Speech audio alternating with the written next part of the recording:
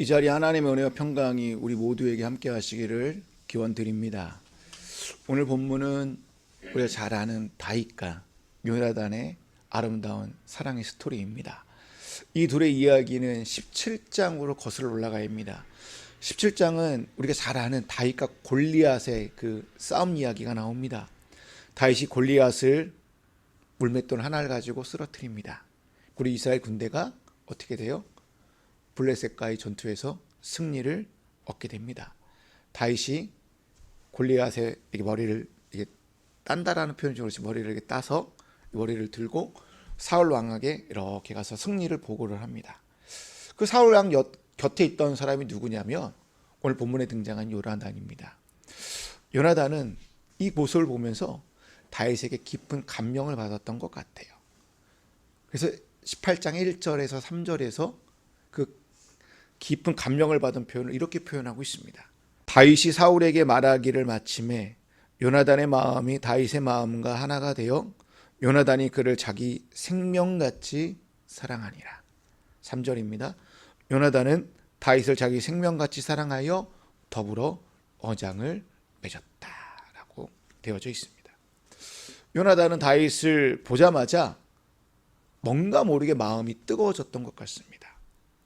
그 마음이 합하여 하나 되겠다라고 다짐을 하여 내가 저 사람을 내가 내 생명같이 사랑해야겠다라고 다짐한 것 같아요.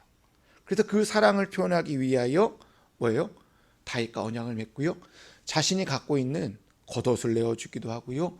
군복과 칼과 그리고 활과 띠를 다 내어줍니다. 혹자들은 이 모습을 보면서요, 지나치게 해석하는 사람도 있어요.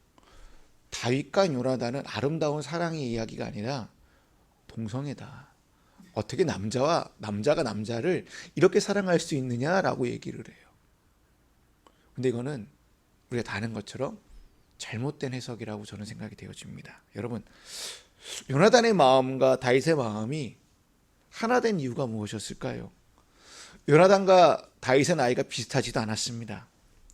세상에서 자라왔던 환경도 다르고요. 학벌도 달랐을 것이고요. 취미도 달랐고요. 가진 부와 명예가 완전히 다 달랐습니다. 근데 이 둘이 하나 될 수 있었던 것은 마음이 같아서 있을 겁니다.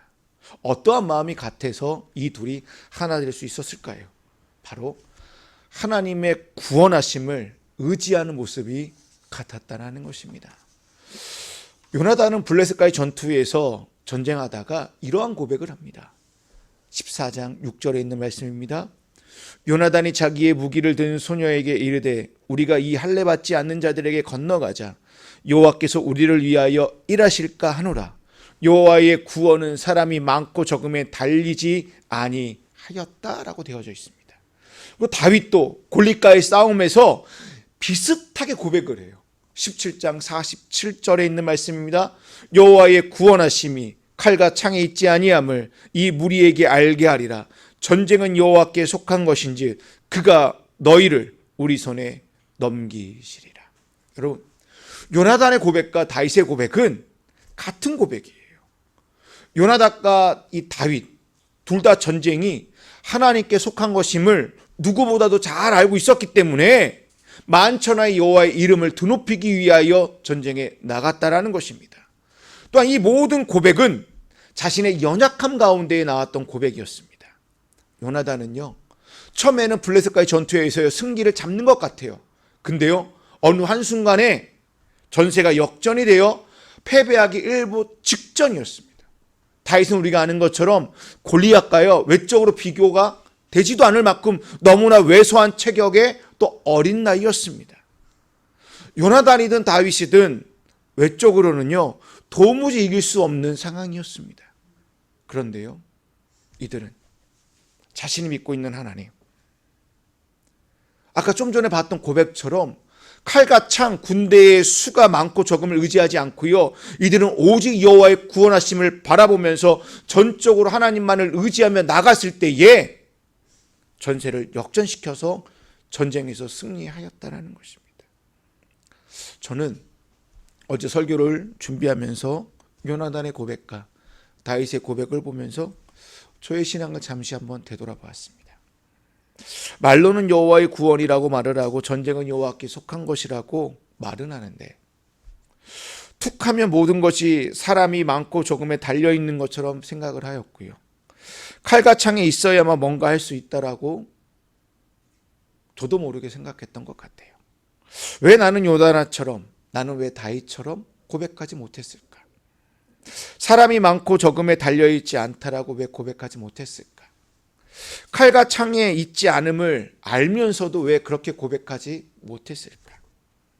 말로는 하나님을 믿는다고, 말로는 하나님을 의지한다라고 수백 번 얘기하지만 내 마음에 전심으로 하나님을, 여호와의 구원만을 진짜 내가 바라고 있는지 한번 되돌아보았습니다. 그러면서 결론에 어떻게 결론을 내렸냐? 아직 너는, 아직 나는 멀었구나. 아직까지 너는 여호와의 구원을 온전히 바라보지 않고 있구나라는 것을 깨닫게 되었습니다. 여전히 다른 것들과 함께 보면서 주님께 이런저런 핑계를 대고 있는 저의 모습을 보면서 주님, 이래서 안 되고요, 저는 이래서 안 됩니다 라고 자꾸 도망갈 구실을 제 스스로 찾고 있는 모습을 어제 설교 준비하면서 발견했고, 그리고 하나님 앞에 반성의 시간을 가졌습니다. 여러분, 요나단이 다윗에게 마음이 끌렸던 이유는 한 가지입니다. 자신과 뜻이 같았다라는 거예요. 자신과 같은 신앙을 추구하고 있었다라는 것입니다. 어찌 보면 요나단은 지금껏 신앙적으로 고립되어 있었을 거예요.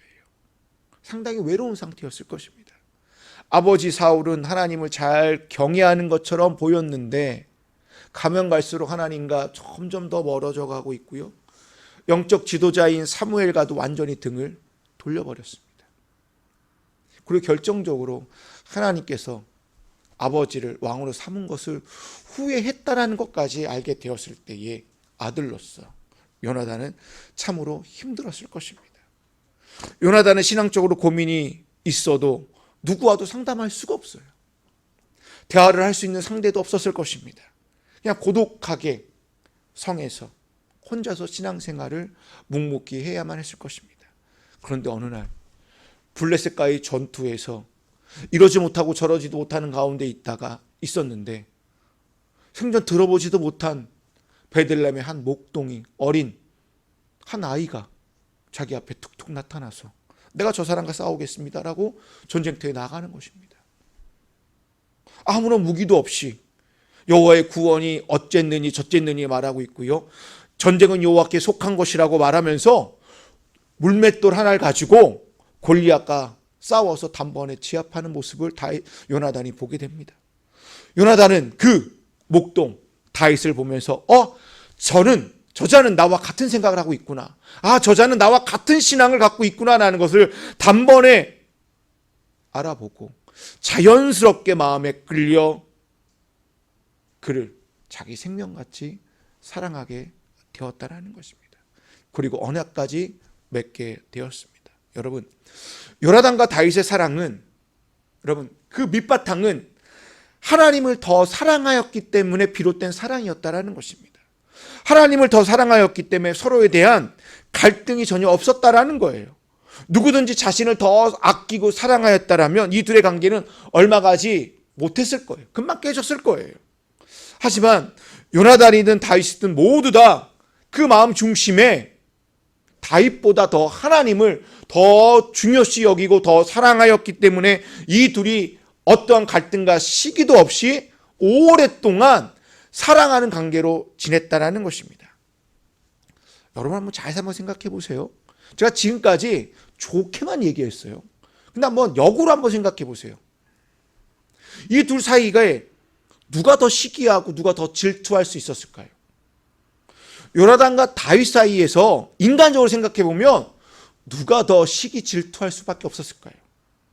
저는 요나단이라고 생각을 해요. 요나단은 이스라엘의 왕자였어요. 그리고요, 다음 왕권의 1순위였어요. 백성들 사이에서는요, 골리앗을 물리친 다윗이요, 아버지보다 그리고 나보다도 더 연일 하늘을 치솟고 있었어요, 인기가. 그리고 사람들은 매일매일마다 다윗을 더 칭송하고 있고요, 다윗의 이름을 더 높이고 있었습니다. 얼마든지 요나단은 다윗을 시기하고 질투할 수 있었어요. 그리고 아버지처럼 다윗을 얼마든지 시기 질투하여 죽일 수도 있었습니다. 근데요, 그 마음에 하나님을 더 사랑하는 마음이 더 커였기 때문에 사람들의 말소리가 들리지 않았던 거예요. 아무리 여인들이 사울이 천천히요 다윗이 만만이라고 하여도 그 노랫소리에 전혀 아랑곳하지 않았다라는 거예요. 왜 그랬을까요? 왜냐하면 요나단 마음에 하나님을 더 사랑하는 마음이 가득하였다 보니까 다윗을 시기하는 것이 아니라 오히려 다윗의 고백 속에 역사하신 그 하나님을 바라보게 되니까 다윗을 끝까지 아름답게 사랑할 수 있었다라고 저는 생각을 합니다. 다윗 역시 하나님을 더 사랑하였기 때문에 요나단을 자기를 죽이는 왕의 아들로 보는 것이 아니라 그냥 친구처럼 영적인 소통하는 관계로 끝까지 사랑하며 관계를 맺었다라고 저는 생각이 됩니다.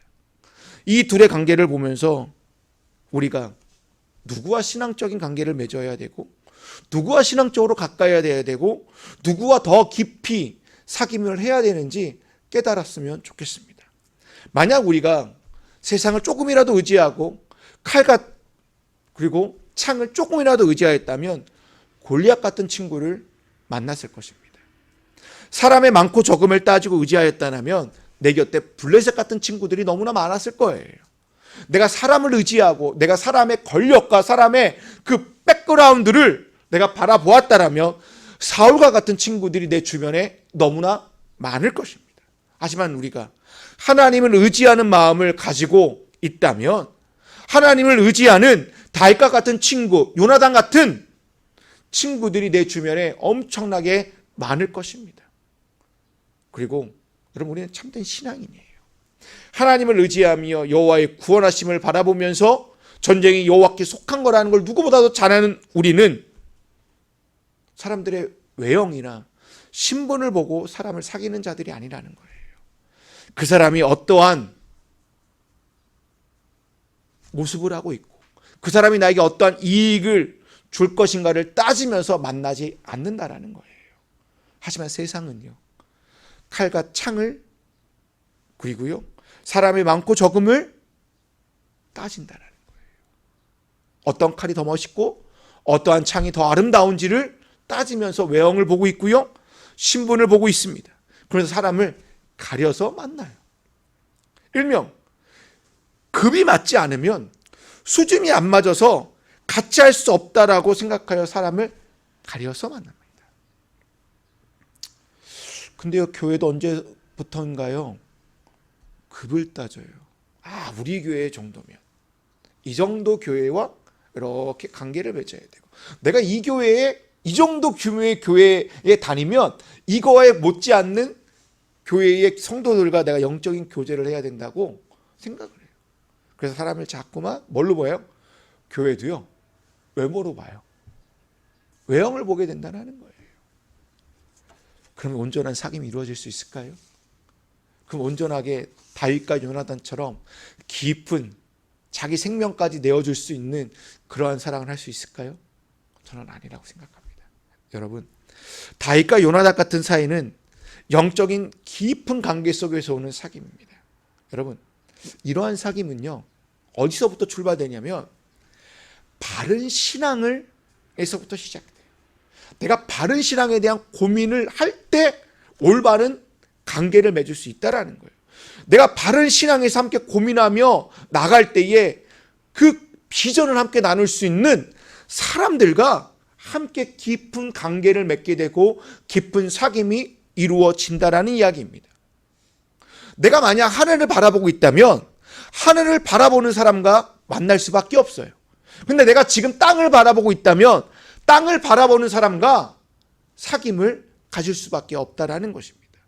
하나님, 우리가 신실한 믿음을 끝까지 유지하면서 하나님만을 절대적으로 의지하기를 바라고 있다라는 거예요. 왜 그런지 아십니까? 믿음의 동지들을 만나기를 원한다라는 거예요. 하나님을 의지한다라는 것은 다른 말로요, 하나님을 의지하는 사람들을 붙여주시겠다라는 거예요. 여호와의 구원하심이 여호와께 있다라는 것을 고백하는 자들을 이렇게 붙여주셔서 그들과 함께 아름다운 신앙의 여정을 걸어갈 수 있게끔 그들을 붙여주시겠다라는 거예요. 여러분, 이들의 아름다운 사귐은 거기서 끝나는 게 아니에요. 다윗이 아버지 사울한테, 이렇게 말하니까 좀 이상하네요. 다윗이 요나단의 아버지 사울한테 도망자 신세로 엄청나게 강약길을 걷잖아요. 그때에도요, 요나단이요, 사무엘상 20장에 보면요, 다윗의 집과 언약을 맺었다고 되어져 있고요, 그리고 끝까지 사랑하였다라는 표현이 나와져 있습니다. 그리고 더 이상 만나지를 못해요, 그 뒤로. 근데 어느 날 요나단이 사울 왕과 블레셋 전투에서 길보아 산에서 죽었다는 소식을 듣게 됩니다. 다윗은 너무나 슬픈 나머지 요나단을 향하여 애가라는 노래를 지어서 이렇게 노래하였습니다. 사무엘하 1장 26절입니다. 나의 형 요나단, 형 생각에 나의 마음이 아프오. 형이 나를 그렇게도 아껴주더니 나를 끔찍이 아껴주던 형의 사랑은 여인의 사랑보다 더 진한 것이었소라고요. 다윗이 요나단을 생각하는 건 어떤 마음입니까? 형이 나를 너무 아껴주셔서 여인의 사랑보다 더 진한 사랑을 나에게 베풀어 주었다라고 다윗은 그렇게 추모하고 있다는 것입니다. 여기서 끝나지 않아요. 다윗은요, 요나단의 사랑과 언약을 끝까지 지키기 위하여 요나단의 자녀들을요, 끝까지 보살펴줘요. 끝까지 책임져 주었다는 거예요. 이 모든 것은 자기 생명처럼 서로 아껴주었던 그 사랑에서 비롯된 언약의 아름다운 열매라고 저는 생각이 되어집니다. 그리고 4절 말씀을 보니 요나단은 사랑의 증표로 자기의 겉옷을 벗어 다윗에게 주었고요, 군복과 칼과 활과 띠까지 모두 다윗에게 다 주었습니다. 여러분, 이것들은요, 여러분, 겉옷을 다윗에게 주었다라는 것은, 겉옷은 무엇입니까? 왕자의 신분을 나타내는 것이에요. 이것을 다 주었다라는 것은 다윗을 내가 왕의 아들로 신분처럼 내가 여기겠다라는 것 아니겠습니까? 다윗에게 내가 이 정도 마음을 줄 수 있다라는 것을 표현하기 위하여 자신이 갖고 있던 것을 다 내어 주었다라는 것입니다. 여러분, 이렇게 내어준 이유가 무엇이에요? 골리앗을 물려주었기 때문에요. 아버지가 공경에 처했을 때에 그 공경에 처했던 그 아버지를 도와주었기 때문에 감사하는 표현으로 겉옷을 내어주고 칼을 주고 활을 주고 띠를 준 걸까요? 아니에요. 딱 한 가지예요. 다윗이 자기와 같은 바른 신앙을 갖고 있었기 때문이라는 거예요. 자기와 같이 하나님을 의지하는 여호와의 구원하심을 바라보는 자라는 것을 알았기 때문에 너무나 고마워서, 너무나 기뻐서 내가 저와 함께 영적인 동지가 되고 싶어서 나의 것을 그에게 주었다라는 거예요. 아무튼 요나단이 자기가 입고 있던 겉옷과 군복과 칼과 활과 띠까지 모두 다 다윗에게 주었다라는 것은, 여러분, 이렇게 생각했으면 좋겠어요. 다윗에게 몽땅 다 주었다. 소중한 것까지 다 내어 주었다는 의미가 아닐까요? 사랑하는 사람이라면, 내가 사랑하는 사람에게 어떻게 쓰다 남은 것을 내가 그 사람에게 줄 수 있겠어요? 사랑하는 사람에게 나에게 필요 없는 것을 골라서 어떻게 저 사람에게 줄 수 있겠어요? 사랑하면 나한테 가장 소중한 것을 상대방에게 주는 것 아니겠습니까? 이것을 하나님께 한번 적용해 보십시오. 우리가 하나님을 정말 사랑한다면 어떻게 쓰다 남은 것을 줄 수 있겠습니까? 하나님께 가장 소중한 것, 가장 가치 있는 것을 드려야 되지 않을까요? 예배가 무엇입니까? 여러분, 월십이라는 뜻이 무엇입니까? 가치라는 단어와 신분이라는 단어가 합쳐진 단어잖아요. 그래서 가장 가치 있는 것을 드리는 것이 예배 아닐까요? 그래서 예배는 가장 가치 있는 것을 드리는 시간입니다. 우리가 하나님을 사랑한다면 쓰다 남은 시간을 결코 드릴 수 없다라는 거예요. 가장 소중한 시간인 바로 이 시간에 우리가 예배 드리는 이 시간이 가장 가치 있는 시간이라고 저는 생각되어집니다. 이처럼 하나님께 하듯 우리 공동체가 우리 가족들에게 그렇게 한번 해보십시오. 그리고 여러분에게 속해 있던 그곳에서 가장 소중한 것을 나누고 가장 소중한 시간을 그들을 위하여 한번 써보십시오. 그 속에 그러면 하나님의 사랑이 싹 튀게 될 것입니다. 그리고 서로 다른 마음이 아닌, 서로 다른 뜻이 아닌 하나의 마음이 되어 같은 뜻을 품고 바른 신앙을 고민한 자들과 함께 동행하는 그 길을 걸어가게 될 줄로 믿습니다. 그 동행의 길은 학연, 지연, 혈연을 따지는 그 동행의 길이 아니라 바른 신앙을 하기 위한 동행일 것이고 하나님 나라를 사랑하는 그 사랑하는 자들의 발걸음인 줄로 믿습니다. 그 걸음을 걸어갈 때 여러분 우리의 마음이 평안해진다는 거예요. 우리의 마음이 샬롬의 상태가 된다는 거예요. 그럴 때 호흡이 이렇게 가다듬어져서 삶의 안식이 찾아오게 되고요.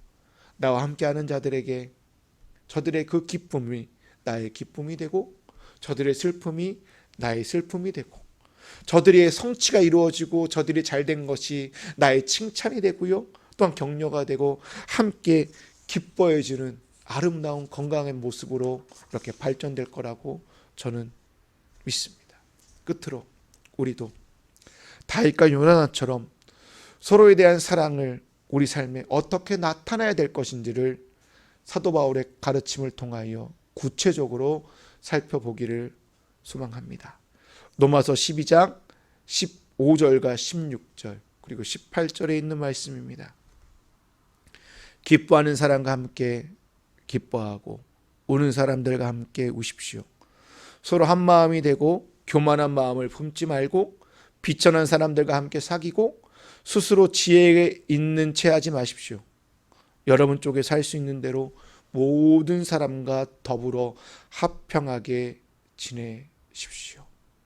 여러분, 신앙 공동체는 정신없이 질주하는 세상에서 더딘 속도를 조금 못 따라오는 이들과 함께하는 곳입니다. 여러분, 교회는 절대로 혼자 걷는 것이 아니에요. 여러분, 교회는 나 혼자 열심히 신앙생활해서 나 혼자 은혜 받고 나 혼자 축복받는 곳이 아니라는 거예요. 교회는 함께 걷는 거예요. 함께 축복하고요. 함께 은혜 받고요. 함께 울고 함께 웃을 수 있는, 그래서 함께 한 걸음을 내딛는 곳이 교회 공동체입니다. 그 공동체가 우리 공동체, 벼라 공동체가 되기를 소망합니다. 혹 우리 공동체가 더디고 답답하고 그리고 하염없이 기다려야 한다 하여도 그래도 천천히 교회 안에서 서로 위안이 되어주고 서로가 더 나은 세상과 더 바른 신앙의 길을 걸어가기 위하여 마음이 하나 되고 그리고 내 목숨같이 내 옆사람을 사랑해주는 그런 아름다운 공동체가 되기를 소망합니다. 그리하여 우리 공동체가 다윗과 요나단처럼 아름다운 사랑이 있는 그러한 공동체가 되기를 주님의 이름으로 축원드립니다.